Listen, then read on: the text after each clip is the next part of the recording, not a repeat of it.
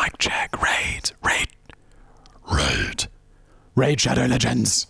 Hey! Let's go.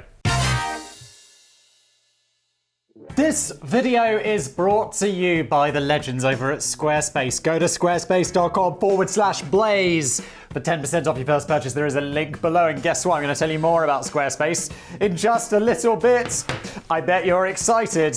Get excited. This is an episode of Business Blaze brought to you by me, the boy with the blaze, a generic bald YouTuber. Yes, that's right, there is new merch. And this random idea I had for a shirt, it says, I heart generic bald YouTubers. It's also the beard and the glasses. There are lots of us. I put this on Twitter.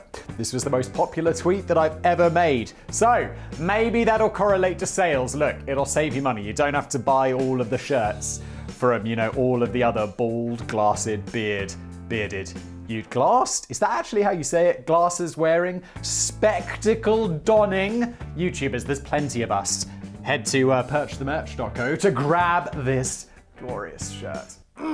Lawsuits Zeus, the most litigious man in the world. Danny has written me a script, as he always does.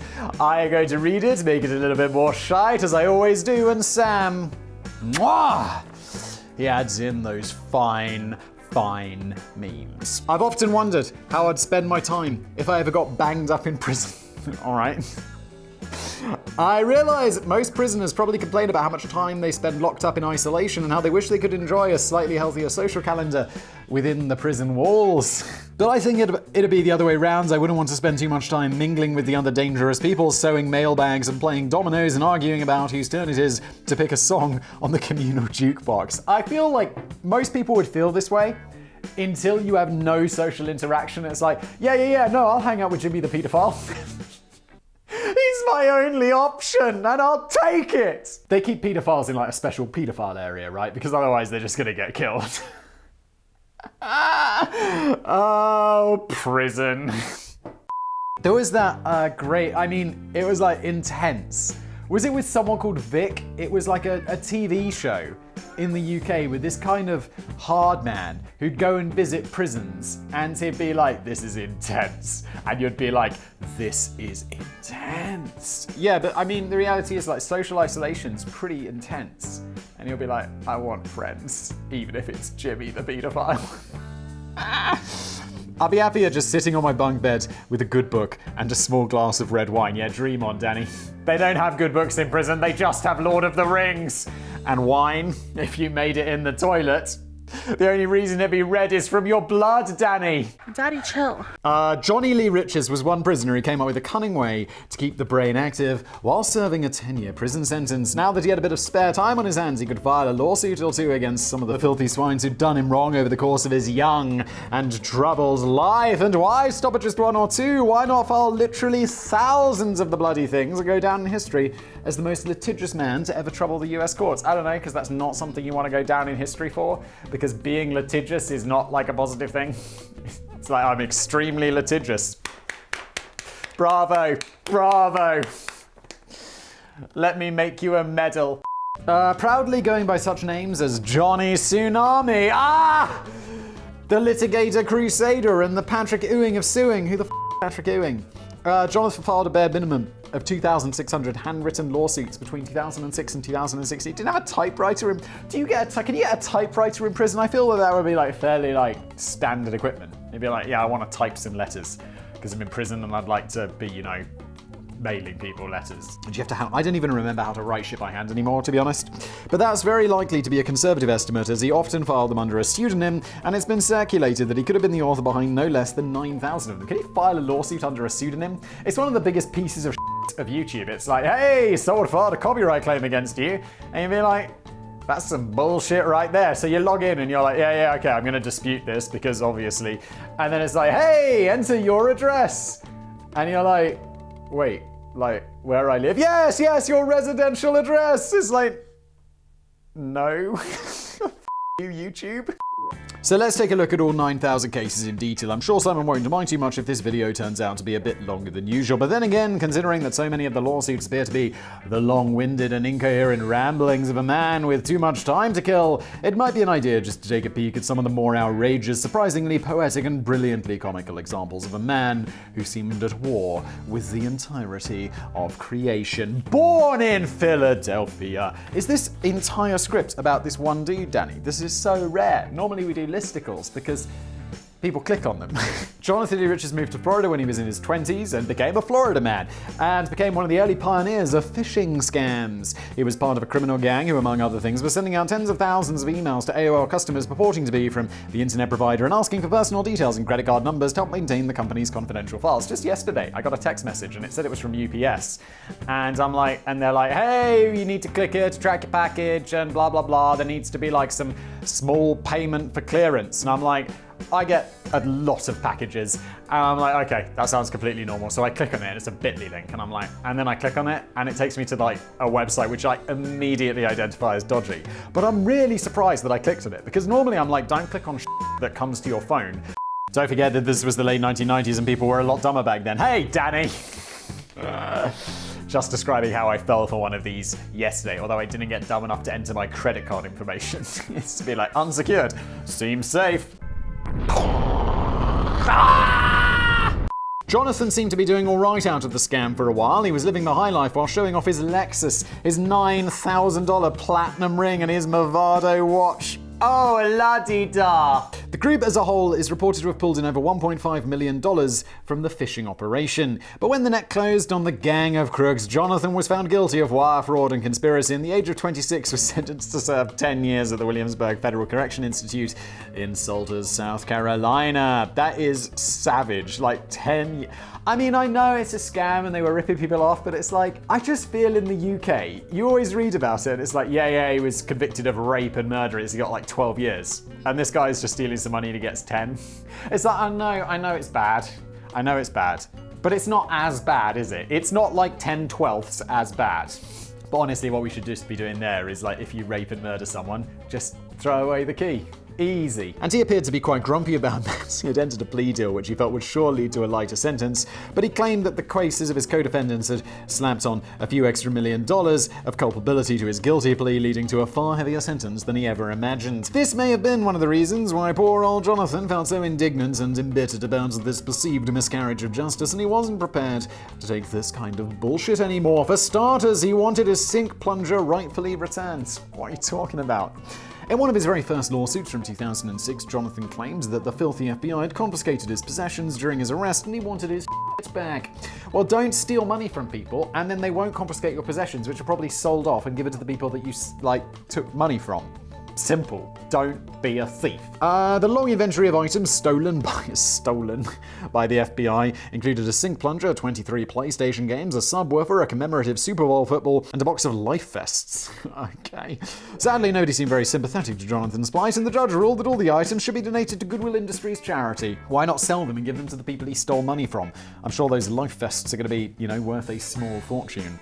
Even, does that imply he's got a boat? Find that boat and sell it. But even in the face of failure, Jonathan now seemed to have acquired a taste for filing lawsuits, even if he hadn't quite honed his craft yet. His next lawsuit was a 57-page incoherent mess, in which he made a whole bunch of random claims which largely seemed to revolve around the idea that he was the victim of a wide-ranging conspiracy involving some of the most significant names of the time, leading to his wrongful arrest and 2 ingrown toenails. For real? 57 pages might sound like a pretty long-winded read, but only about 3 of them were taken up with nonsensical complaints. The other 54 pages were taken up with the names of the defendants whom Jonathan was holding accountable. The crazy list includes President George W. Bush, Pope Benedict the XV1 16th, but every time I read a script and it's like, can't we just put 16th? Like 16th? Come on! Burt Reynolds, the Golden Gate Bridge, the Salvation Army, various Buddhist monks, Pizza Hut, and the celestial body formerly known as the planet Pluto. Mate, what are you smoking? Surely they just throw these out. Jonathan was seeking just over $379 trillion in damages, oh my. But the case never seemed to make it to the processing stage for a reason which goes some way of explaining how Jonathan was able to get away with filing so many lawsuits in the future. In the United States, anyone can file a lawsuit and expect it to be processed and considered in court as long as you can stump up the $250 filing fee first. Well, yeah. So where's he getting all this money? And this is probably what dissuades most people from filing too many frivolous lawsuits, as they don't want to throw stacks of money down the drain. In Jonathan's case, the total bill for his lawsuit adventures would ultimately have cost him anywhere between $650,000 and $2.2 million in filing fees alone. So, can he do it for free because he's in prison? Does he have some sort of secret money stash which the FBI should definitely take away from him? Something like that? I don't know. But the 57-page lawsuit never got anywhere because Jonathan failed to submit a filing fee. But then he discovered he could file lawsuits in forma pauperis, which allows even penniless paupers to file a lawsuit because the usual fees are waived. That sounds like a bad idea. Why don't they just do it on a sliding scale? So if you have no money, it'll cost you $10. Because I feel that, and if you're a billionaire, it should cost tens of thousands of dollars because you want the disincentive from doing it to be equal to, people at different levels. And $10 to someone who doesn't have any money, I mean, he could sew those mail bags or whatever, gradually accrue $10 and then use that instead of buying, what are those things? The instant noodles at the prison shop or whatever. As Jonathan claimed he was only earning about 12 cents a month from prison labor. Sounds like Jonathan was a bit lazy, doesn't it? No, prison labor's pretty low paid, I'm sure. He was eligible to be granted forma pauperis, so all he ever really needed was a pen, paper, an envelope, a stamp, and a few hours of spare time, all of which were thoughtfully provided by the prison. You can't just take the piss, though. If 3 or more of your free lawsuits are dismissed as frivolous, then you're not usually allowed to claim forma pauperis on any future filing. But there's an exception to this rule because of course there is. The problem with prison, he's got 10 years to read through all the rules and find the loopholes and be like, I found, according to the 1789 judgment of Texas, that you can do it in Texas with the da-da-da-da-da. Jesus Christ. Give him some books, fictional books or something. Give him something constructive to do. Force him to sew mail bags with a big whip. I don't care. Let's not punish him with whips, though, okay? It's not the 17th century. And the exception is that if you're under imminent danger of serious physical injury, something which a clerk of courts does not have the authority to decide, so the lawsuit will always have to be considered by a judge. By a curious coincidence, the thousands of lawsuits filed from this point onwards by Jonathan Lee Riches all involve the prisoner being under imminent danger of serious physical injury. Well, he is in prison.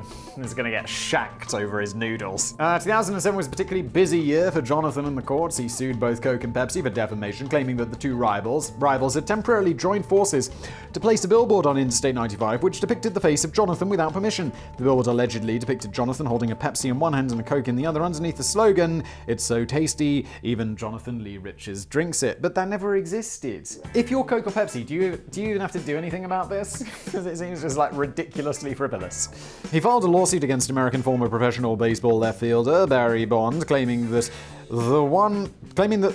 one of the greatest baseball players of all time was pushing illegal drugs down at the local Steak and Shake.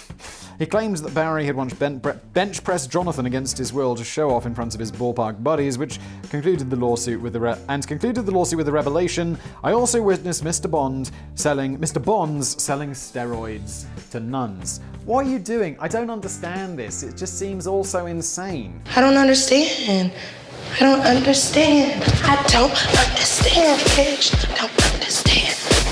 But what is not insane shall be the glorious sponsor of today's video, Squarespace. Look. Maybe it's summer. You're on summer holidays. You're on, I don't know. Can you travel yet, wherever you are? COVID, I don't know, little local holidays, whatever. You're relaxing on the beach. You're chilling in the woods. You're at Disneyland or whatever, having a great time. You're like, You're thinking about your next project, you're thinking about your next website or business or whatever, and you're like, how should I make said website? I would like to create a website that just has the dankest of memes. Well, if you're thinking that, you should definitely do it on Squarespace, but they also do shops and blogs and everything like websitey.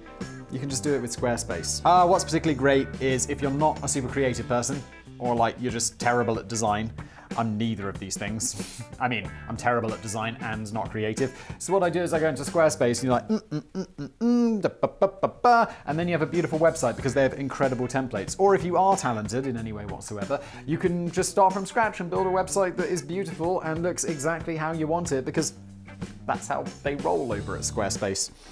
Tools that are available, oh my god, are there ever a lot of tools? You can make member areas, email campaigns, you can collect donations, social sharing. I feel like that's a bit of a default one, isn't it? It'd be a bit weird if they're like, no, you can't share this on Twitter. So that's fantastic. Analytics, of course, you need to know if people are coming to your website, because if you're like, why aren't I selling any of my glorious products? It's like, no one's coming to your site. Maybe you should use some of those social sharing tools to get word out there to the world. Blogging tools also, of course. Look, when you're ready to get started on that next big project of yours, big or small project, yeah, of course, you don't have to make the next, big website. You can just make something small, lil and easy. Small businesses. Mwah. Do it with Squarespace right now. You can go to squarespace.com for a free trial. And when you're ready to launch your new site, go to squarespace.com/blaze and you'll save 10% of your first purchase of a website or a domain. Isn't that fantastic? Let's get back to today's video. Jonathan then turned his attention elsewhere to the American businesswoman and fellow convicted criminal, Martha Stewart, who we've talked about on Business Blaze before. It's an interesting story.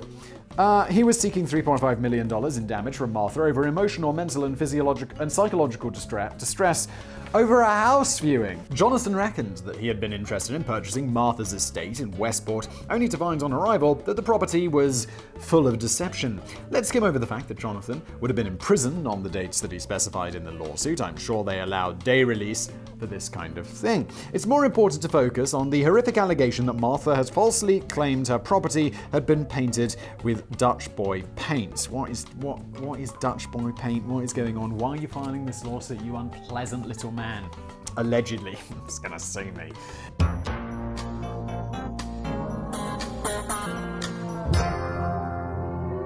Probably would, actually. I mean, maybe he's dead? I don't want to say hopefully, allegedly.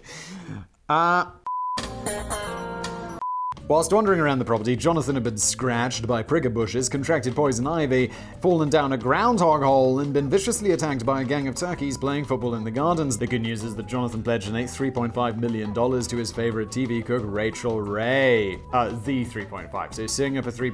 Who cares? Perhaps the biggest ever filing was a $63 quintillion case against NFL quarterback Michael Vick. Apparently, the sports star, who was then reaping the fruits of a $130 million contract, had once stolen proof of identity from Jonathan's coat pocket and used it to open a couple of shopping accounts with PetSmart and Doggy Warehouse. He's extremely rich. He doesn't need to credit card fraud you. You're the guy who's the fraudster. Come on! On a more troubling note, Michael had also stolen Jonathan's beloved pit bulls and sold them on eBay to buy missiles from Iran. Holy sh**. In the lawsuit, Jonathan suggests that the substantial damages could be backed by gold and silver and delivered to the front gates of the Williamsburg Federal Correction Institute via UPS. Jonathan even took the time to have a pop at Rockstar Games, the publishers of the Grand Theft Auto franchise, claiming that the violent nature of the games had affected the mental state of the inmates who had been heavily influenced by the series before losing their freedom. Oh my god, this is the thing. This would get picked up by some news outlets. I'd be like, lawsuit filed against Rockstar Games for putting people in prison, and the media would take it seriously until they realized it was lawsuit number 600,421 or whatever. Jonathan was now worried that the inmates who played Grand Theft Auto will knock me out and take my gold Jesus cross. Okay. Over the years, Jonathan filed lawsuits against the ancient philosopher Plato, Mount Rushmore, daylight saving time, which he alleged was disrupting his biological clock and sleep patterns, and Judge Judy, who he claims once sodomized him with her gavel. Jesus Christ. He also claims that he had once had his larynx stolen from him by Milanie Valani lookalikes, Vanelli, no idea who this is, and that he had been forced into slave labor at Willy Wonka's chocolate factory. Of course, it's no great surprise that Jonathan wasn't remotely successful in any of these lawsuits. Although the lawsuits were usually written in aggressive capital letters, they often displayed evidence of a sharp, witty, fizzy, and poetic mind at work. He sounds like he, instead of been filing these lawsuits, should be working for me at Business Blaze. Although he probably wouldn't like being locked up in the basement. But they never went down well with the judges, who usually dismissed them all on the grounds they were either incoherent or patently false. One U.S. District Judge Gregory Presnell gave a particularly brutal summary of his reasons for the dismissal of a lawsuit against Steve Jobs, which claimed that the co-founder of Apple had been employing O.J. Simpson as a hitman for decades. It's a feature, not a bug. Whilst aiming nuclear weapons at both Jonathan's brain and Lance Armstrong's bicycle. Is Jonathan insane? Yes! I mean, at first I get he's just like wasting time, but he is beginning to sound a little bit insane, isn't he? Like, no one comes up with that stuff who is right in the head. Like, and I don't mean like, oh, he's a little bit wacky. I mean like, he's mentally ill. The judge declared a cursory review of this complaint is sufficient to establish that it is nothing more than fanciful nonsense. The whole thing reads like a cross between Billy Joel's We Didn't Start the Fire and a Dr. Bronner's soap label, if Dr. Bronner had been a first-year law student with untreated paranoid schizophrenia. Well, Judgy agrees with me, doesn't he? By 2009, Jonathan had gotten winds that the Guinness Book of World Records was planning to officially recognize him as the world's most litigious man, and while some people may take pride in the thought of appearing in the book, Jonathan took a very different approach to the news, and he decided to file a lawsuit against them. I'm definitely getting a lawsuit filed against me for this video, aren't I? Come on, Jonathan! His main issue seems to be that Guinness had got their numbers wrong, and Jonathan had actually filed far more lawsuits than they were reporting. He also felt that Guinness was mocking him, and they didn't understand the pain he was enduring in the name of justice. In the lawsuit he revealed, I filed so many lawsuits with my pen and my right hand that I've got arthritis in my fingers, numbness in my wrists, and crooked fingers. Well, Jonathan, what should you do? Stop writing so many lawsuits, you. The entry never appeared in the Guinness Book of World Records, nothing to do with Jonathan's lawsuit. Obviously, it's just that Guinness had never shown any interest in recognizing such a silly category in the first place. In 2010, Jonathan finally got a taste of his own medicine when he found himself on the other end of a lawsuit. Federal prosecutors had filed a lawsuit against Jonathan in a bid to stop him from filing any more lawsuits. Federal prosecutors, he's gonna be like, oh shit. These guys seem to know what they're doing. They argued that the frivolous lawsuits were a waste of judicial resources, which were causing irreparable harm and harassment to courts across the country and had no basis in law or fact or reality. The court agreed, much to the relief of the clerk, who was himself probably suffering from arthritis, numbness, and crooked fingers by this point. Jonathan was banned from filing. He's probably got a typewriter though, or a what's the person who writes letters for you? It's not a secretary. Like a dictatist, a dictation receiver. That's what I'm going for. Typist? Jonathan was banned from filing lawsuits unless it had been checked first by the Federal Bureau of Prisons. But the ruling wasn't particularly effective. Jonathan just got busy crafting the next string of lawsuits, including one involving Hulk Hogan, but he used a pseudonym and got other inmates to post them. This particular lawsuit involved David Beckham, who it is alleged once kicked a soccer ball in front of a car being driven by Hulk Hogan's son, causing it to crash. Beckham got scared and ran away. I don't understand. I don't understand. I don't understand. I don't understand, bitch. I don't understand.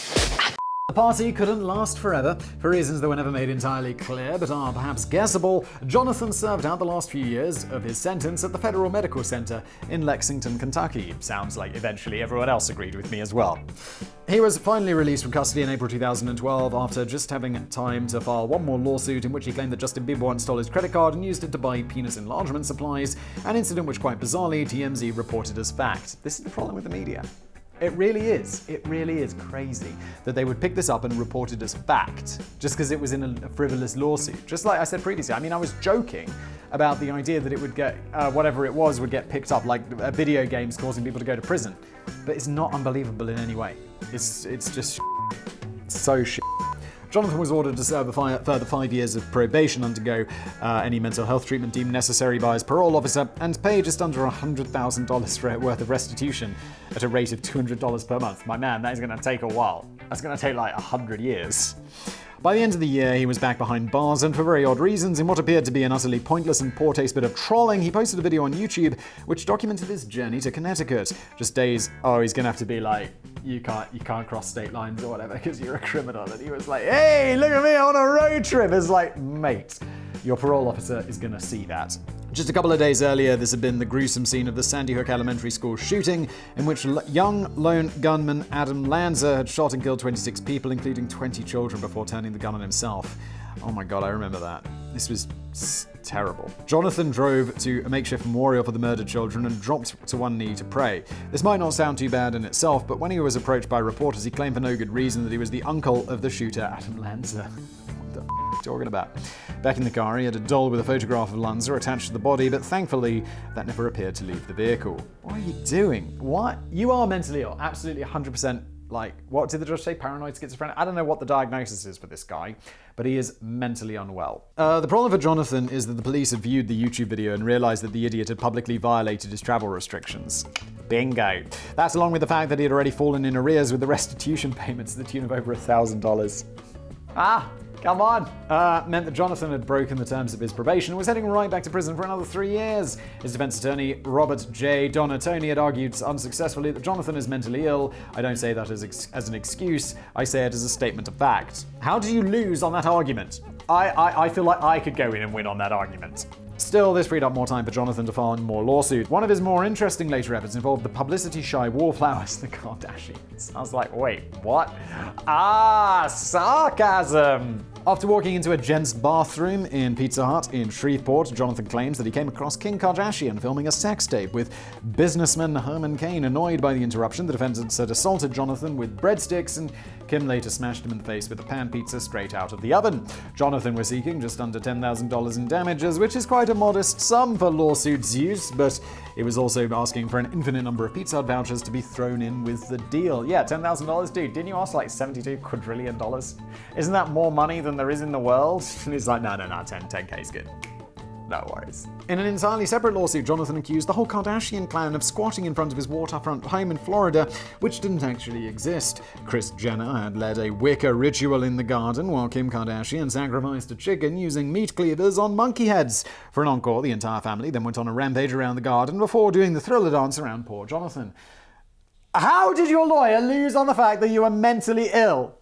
I mean, my dude. The last recorded lawsuit from Jonathan appears to date back to 2016, shortly before his release from prison, and he since to appears to have switched his focus to weird high-publicity pranks which don't really go anywhere. It's unclear where his true political allegiances lie, as he trolled both Trump and Hillary Clinton during the 2018 midterm elections.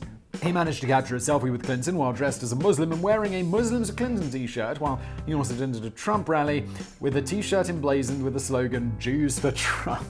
Okay. On the latter occasion, he fooled The New Yorker, who conducted an in-depth interview with the self-proclaimed new generation of Trumphead and posted it on their website before swiftly pulling the piece when they realized that they had been misled. What? Next generation of Trumphead. He was a... It's good to hear that he's calmed down on the lawsuit front. Maybe now that he's free a man again, Maybe now that he's a free man again, he doesn't want to have to spend his own money on stationery. But what motivated him to file thousands of frivolous lawsuits in the first place? Let's just go on a limb here and say that it was his brain being a bit silly because he's mentally ill. It's been speculated that he really was mentally disturbed in some way, a theory given some weight by his movement to the Federal Medical Center. But bearing in mind his more recent foray into weird trolling, it's possible that he could just be a fame-hungry prankster, a bit like Ali G or Borat, but without any of the funny bits. In an interview with BuzzFeed News, Jonathan himself claimed that it was a combination of sheer boredom, taking advantage of his constitutional right, and making a mockery of the system, which wrongfully put him in jail. You stole loads of money through credit card fraud. You weren't wrongfully in jail, mate. It may sound on some levels like a relatively harmless pastime. Yeah, no, it doesn't. I mean, those courts have to see it. Judges are expensive. Clerks are expensive. Court time is expensive. You're wasting a lot of taxpayer money and court time and all of that so real justice can't be done. You dickhead, allegedly. But it's also worth remembering the courts have wasted literally thousands of hours, thank you, on dealing with his nonsensical lawsuits, time which could have been spent on genuine cases, thank you. And some argue that the US court system now uses the high volume of frivolous lawsuits as an excuse to dismiss other perfectly legitimate complaints from prisoners. It all possibly goes back to my original point of prisoners not really having anything else to do all day. Maybe the prison should start installing a few more pinball tables and water slides and helter-skelters to keep the inmates occupied. I mean, I really think they should have lots of stuff to do in prison. Like, if I was in prison, I'd be like, just give me something to do. I'll work. I don't care how much it's for. I just want to work or like do something or like just anything other than like sit around all day reading a book. I mean, reading a book is like fine, but I need productive to do. Maybe the prison should start installing a few more pinball tables and waters, blah, blah, blah, blah. Or maybe they could just start hiding the bloody... Continue?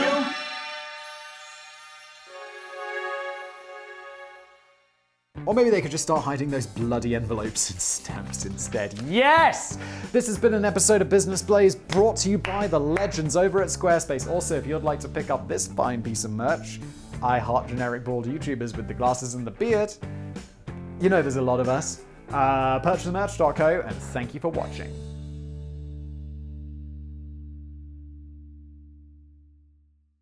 He was a